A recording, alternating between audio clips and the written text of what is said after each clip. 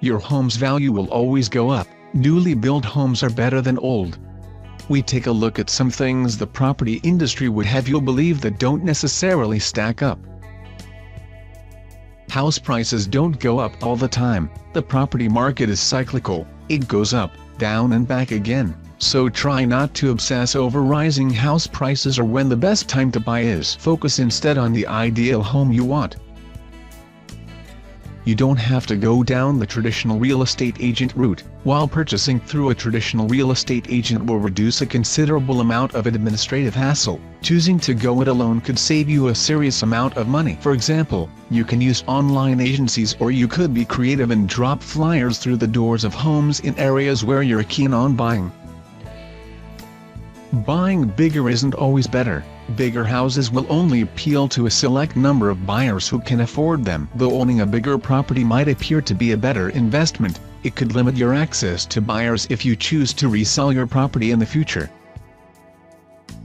And neither is buying the prettiest house on the block. There's nothing wrong with a bit of a fixer-upper, so long as you have the time and/or money to fix it. We're talking chipped paint, dated wallpaper and faded carpeting. As long as the plumbing and electrics are in good shape, your personal renovations will instantly add value to the property's resale value. Fixer-uppers aren't just for serious DIY nuts. A fixer-upper home will cost significantly less than an immaculate property, but that's not its only advantage. When it comes to standing out in a crowd of potential buyers, there's a lot less competition for these types of homes. And they could teach you some invaluable life skills. You can add expert repair knowledge to the list of things you'll learn when doing up a fixer-upper home. Remodeling might take more time and effort, but the renovation process will better equip you to look after your home in the long run.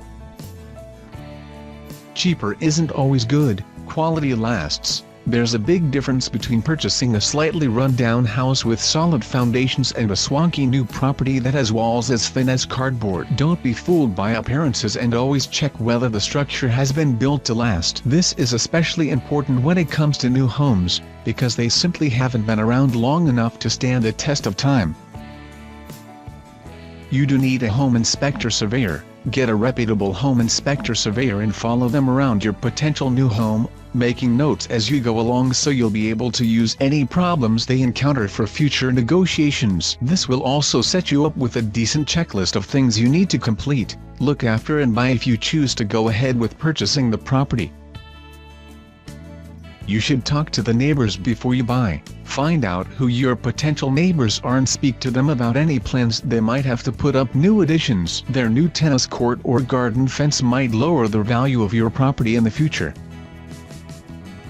Get a map of your potential property. Knowing where your property starts and ends could minimize conflicts with your neighbors if one of you decides to add an extension or remodel the garden.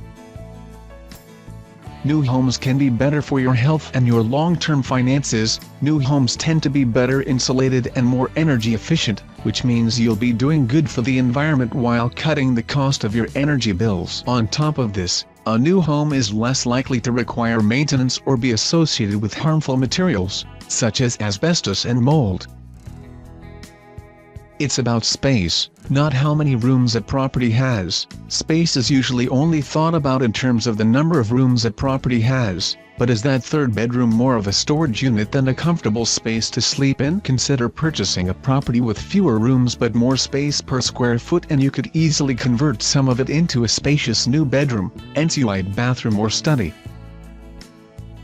The show home may not be the same as the actual homes. Don't be fooled by the old show home trick, as property developers will purposefully select the lightest, brightest and most spacious exemplary houses to entice buyers into making that purchase. Always ask to be shown around a number of empty houses within a development to get a better idea of what it is that you could be investing further time and effort on.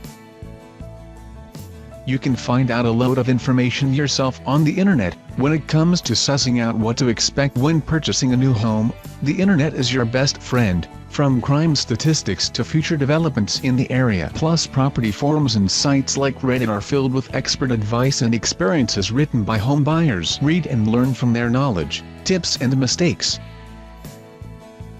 There might be a better area nearby with regeneration coming, though you might have your heart set on an already idyllic neighborhood near the city. It might be better to invest in an area that's going through gentrification. How can you tell if a neighborhood is set to become the next big thing? Look for evidence of investment in the form of new cafes, restaurants and shops, as ongoing renovation is a sign of a developing area. You don't need to live in a conventional home. You don't have to live in a conventional property. There is a growing movement of people shunning traditional homes for the likes of tiny homes, perfect if you want to downsize and don't need so much space, or a houseboat on water. If you have sea legs, explore your options. You might be surprised what takes your fancy. You can pool your family's money to buy a bigger property. Want enough space to house your family, including your parents? Then why not think about pooling your money to buy a home that's big enough for all, rather than continuing to live in separate properties? You may find a home that has separate living areas or even separate properties for multiple generations. You don't need to move to get the space you want. Got some land on your property? Why not consider extending or building an annex on that, rather than moving? It can be much cheaper and add value to your current home. If you have elderly parents that need home care, having them living on your property can be a big advantage. You can build your own home yourself, or at least most of it, if you're up for the challenge. Building your own home can be a cost-effective way of realizing the property you actually want. It might cost you more upfront, but you could end up with significant profit from the resale of a new home. Brownfield sites can be a bargain, but do your homework. Purchasing ex-industrial land can work to your advantage, as it tends to be located in urban areas. However, there are a few challenges you should consider before committing to this type of purchase. The land might be contaminated if, for example, it had previously been used as a site where chemicals were present. Demolition of the previous structure can also be a pain, and traffic management in a tight urban space can end up being a nightmare. You don't need to pay a fortune for courses to teach you how to become a landlord. Considering investing in property, there are plenty of online forums, YouTube channels, blogs and books you can scour to learn more about successfully entering the property market. Take the time to do some research online and connect with other landlords through LinkedIn and meetups. Speak to your friends and colleagues, as someone may know a contact they can set you up with. Buying at auction isn't just reserved for the professionals. An online search might seem like the quickest solution to your housing needs, but it won't necessarily lead you to the best investments. Property auctions are a great way to source deals, and they are generally open to the public. And it could save you a fortune. There are two main reasons why a property is sold at auction. Either the owner has fallen behind on mortgage repayments, or they can't afford to pay their property taxes. Generally speaking, the starting price of the auction will be whatever is left of the mortgage balance, which means you could end up paying sufficiently less than the property's market value.